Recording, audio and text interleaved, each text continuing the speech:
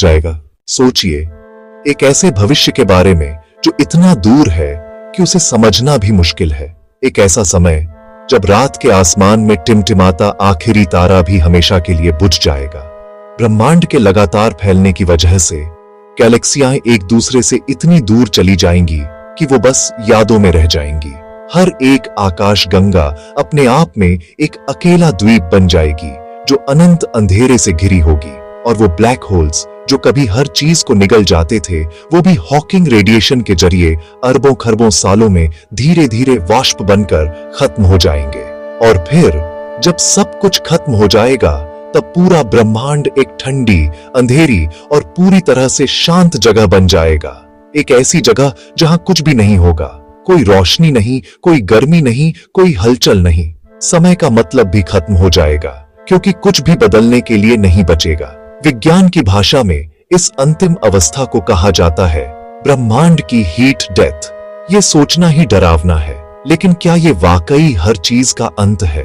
क्या इस अंतिम अंत के बाद भी चेतना या जीवन किसी भी रूप में जिंदा रह सकता है?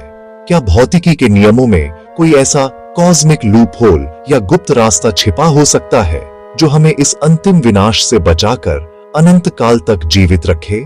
चलिए, आज के ज्ञान एड पर हम विज्ञान और कल्पना की सीमाओं को लांघते हुए इसी रहस्यमय और गहरे सवाल का जवाब खोजते हैं। ब्रह्मांड लगातार फैल रहा है। ये कोई नई बात नहीं है, लेकिन इसी फैलाव में हमारे ब्रह्मांड के अंत का रहस्य छिपा है। सोचिए, जब बिग बैंग हुआ था, तब सारी ऊर्जा और पदार्थ एक बिंदु पर बेहद सघन और गर्म थे।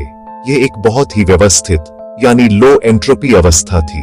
धीरे धीरे ब्रह्मांड फैलता गया, तारे बने, गैलेक्सियां बनी और जीवन की शुरुआत हुई। लेकिन जैसे जैसे ब्रह्मांड फैलता गया, यह ऊर्जा और गर्मी भी पूरे स्पेस में फैलती गई, जिससे ब्रह्मांड का औसत तापमान लगातार गिरता गया। यहीं पर थर्मोडायनामिक्स का दूसरा नियम आता है। यह कहता है कि किसी भी बंद सिस्टम में अव्यवस्था यानी एंट्रोपी हमेशा बढ़ती है। इसे ऐसे समझें जैसे एक गर्म कॉफी का कप धीरे धीरे ठंडा होकर कमरे के तापमान पर आ जाता है। उसकी गर्मी खत्म नहीं होती, बस फैल जाती है। हीट डेथ की थ्योरी कहती है कि एक दिन पूरा ब्रह्मांड मैक्सिमम एंट्रोपी तक पहुंच जाएगा। तब हर जगह तापमान एक जैसा होगा और कोई यूजेबल एनर्जी नहीं बचेगी। इसका मतलब है कि तारों को जलाने के लिए कोई ईंधन नहीं होगा, कोई केमिकल रिएक्शन नहीं होगा और जीवन को चलाने वाली कोई प्रक्रिया भी नहीं हो पाएगी। सब कुछ रुक जाएगा। यही है ब्रह्मांड की अंतिम अवस्था, हीट डेथ। वैज्ञानिकों के अनुसार पहले तारे खत्म होंगे, लगभग बाद गैलेक्सियां अलग अलग हो जाएंगी, में ब्लैक होल इवेपोरेट होंगे तक, और उसके बाद बस बचेगा ठंडा अंधकार। तापमान लगभग के करीब पहुंच जाएगा। कोई प्रकाश नहीं, कोई गति नहीं। ब्रह्मांड की इस अंतिम ठंडी और अंधेरी नियति को जानने के बाद हमारे मन में सबसे बड़ा और शायद सबसे जरूरी सवाल उठता है, क्या जीवन, चेतना और बुद्धिमत्ता इस ब्रह्मांडीय अंत के बाद भी किसी रूप में जीवित रह सकती है? क्या अरबों वर्षों की यह यात्रा बस यूं ही शून्य में विलीन हो जाएगी? इस निराशाजनक भविष्य के सामने कुछ वैज्ञानिकों और विचारकों ने कुछ बेहद दिलचस्प और आशावादी संभावनाएं पेश की हैं। इनमें से एक सबसे प्रसिद्ध विचार महान फिजिसिस्ट फ्रीमैन डायसन का है। उन्होंने एक सिद्धांत दिया कि अगर कोई सभ्यता तकनीकी रूप से इतनी उन्नत हो जाए कि वो अपनी ऊर्जा की खपत को लगातार कम करती जाए, तो वो हमेशा के लिए जीवित रह सकती है। डायसन की कल्पना के अनुसार यह सभ्यता काम और आराम के चक्र में जिएगी। जब ब्रह्मांड थोड़ा गर्म होगा तो वो ऊर्जा इकट्ठा करके सोचेगी, और जब यह ठंडा हो जाएगा तो वो अनंत काल तक के लिए असो जाएगी, जब तक कि फिर से काम करने लायक ऊर्जा न मिले। इस तरह वो इन्फिनिट सब्जेक्टिव टाइम यानी अनंत व्यक्तिपरक समय तक जिंदा रह सकेगी। इसका मतलब है कि भले ही ब्रह्मांड का बाहरी समय आगे बढ़ता रहे और खत्म हो जाए, लेकिन उस सभ्यता के लिए उनके अपने अनुभव और चेतना का प्रवाह कभी खत्म नहीं होगा। हालांकि यह एक खूबसूरत विचार है, पर बाद के अध्ययनों ने इसमें एक बड़ी बाधा की ओर इशारा किया है। थर्मोडायनामिक्स के नियम और ब्रह्मांड के लगातार फैलने की गति एक बड़ी चुनौती है। नए शोध बताते हैं कि हमारे फैलते हुए ब्रह्मांड में ऊर्जा इतनी तेजी से कम और बिखरेगी कि डायसन की बताई गई सोने और जागने की रणनीति काम नहीं कर पाएगी।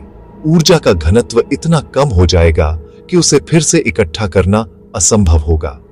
तो शायद यह रास्ता बंद है, लेकिन क्या हो अगर हमारी असलियत ही वो न हो जो दिखती है। एक और दिलचस्प थ्योरी है सिमुलेशन हाइपोथेसिस। क्या हम किसी बेहद उन्नत सभ्यता के बनाए हुए एक विशाल कंप्यूटर सिमुलेशन का हिस्सा है? अगर यह सच है तो हमारे ब्रह्मांड का अंत शायद हमारे लिए अंत न हो। हमारे निर्माता हीट डेथ की स्थिति आने से ठीक पहले इस सिमुलेशन को रोक सकते हैं, इसे रिब्यूट कर सकते हैं, या हमें एक नए सिमुलेटेड ब्रह्मांड में ट्रांसफर कर सकते हैं। और फिर एक और संभावना है जो विज्ञान की सीमाओं को और भी आगे ले जाती है, मल्टीवर्स या अनेक ब्रह्मांडों का सिद्धांत। कुछ वैज्ञानिक मानते हैं कि हमारा ब्रह्मांड अकेला नहीं है। हो सकता है कि अनंत ब्रह्मांडों का एक विशाल कॉस्मिक महासागर हो और हर ब्रह्मांड के अपने अलग भौतिक नियम हो। इस नजरिए से अगर हमारे ब्रह्मांड में हीट डेथ हो भी जाए तो यह सिर्फ एक ब्रह्मांड का अंत होगा, पूरे अस्तित्व का नहीं। किसी दूसरे ब्रह्मांड में जीवन फिर से पनप सकता है। यह एक कॉस्मिक रीबर्थ यानी ब्रह्मांडीय पुनर्जन्म जैसा सिनेरियो है, जहां अंत सिर्फ एक नई शुरुआत का संकेत होता है। क्वांटम मैकेनिक्स हमें उम्मीद की एक किरण देती है। शायद वैक्यूम पूरी तरह खाली नहीं है, उसमें होती रहती है, जो मिनट एनर्जी बबल्स बनाती और मिटाती रहती है। कभी कभी ऐसी किसी फ्लक्चुएशन से एक नया बेबी यूनिवर्स बन सकता है, यानी हीट डेथ के बाद भी नए ब्रह्मांड का जन्म संभव है। अगर मानव सभ्यता बहुत दूर भविष्य में भी जीवित रहती है तो शायद हम कुछ असाधारण कदम उठा सकें। हॉकिंग रेडिएशन यूज करके बनाना जो तारों की सारी ऊर्जा कैद करें, या फिर जहां हम खुद को डिजिटल फॉर्म में अपलोड कर लें। ऐसे में शरीर मर सकता है पर जानकारी और स्मृति हमेशा के लिए रह सकती है। शायद एक दिन ब्रह्मांड का हर अंश शांत हो जाएगा, लेकिन जीवन की जिज्ञासा, खोजने की प्रवृत्ति, वो शायद कभी नहीं मिटेगी। हीट डेथ का अर्थ नहीं बल्कि एक की संभावना भी हो सकता है। अगर आपको ये वीडियो पसंद आया हो तो इसे कीजिए और हमारे चैनल को जरूर करें।